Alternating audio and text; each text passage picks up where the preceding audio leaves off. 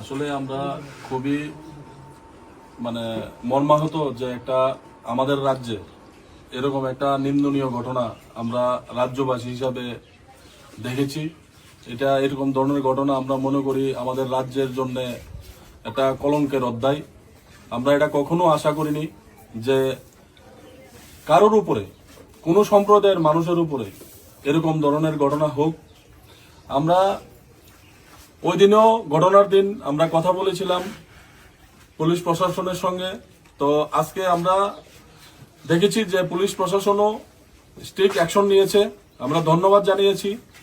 আজকে আমরা কমলপুরে ওনার বাড়িতে আসি, আমাদের অভিভাবক খলিল মিয়া সাহেব।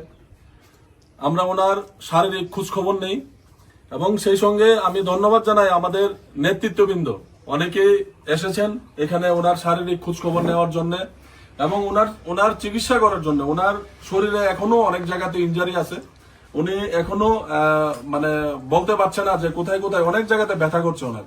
তো উনি এমআরআই করবে, সোমবারে ডেট নেওয়া হয়েছে।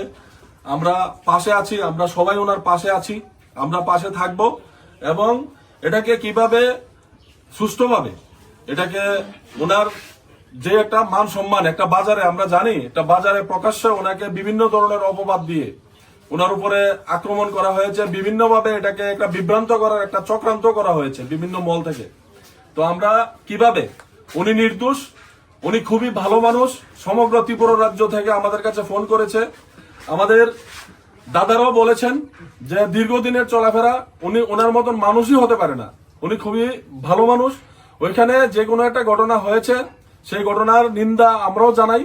তো আমরা ওনার পাশে আছি। এখন বর্তমানে ওনার চিকিৎসার দরকার, উন্নত চিকিৎসার দরকার। উনি অনেক দিকে শরীরের ব্যথা করছে।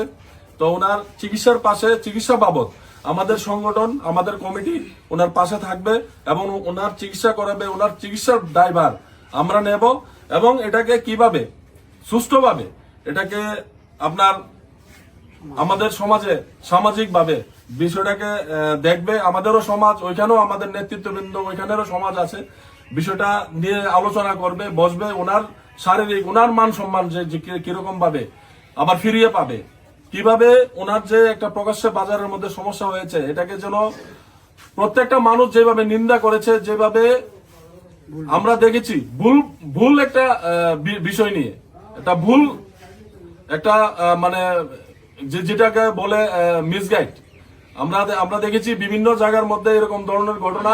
ত্রিপুরা রাজ্য পূর্বেও দেখেছি এরকম ধরনের ঘটনা। আমরা কখনো কাম্য না, আমরা সবসময় এসব ধরনের ঘটনার নিন্দা করি এবং আমরা ওনার পাশে থাকবো ইনশাল্লাহ। ওনার সঙ্গে আমরা সবসময় আছি। ধন্যবাদ।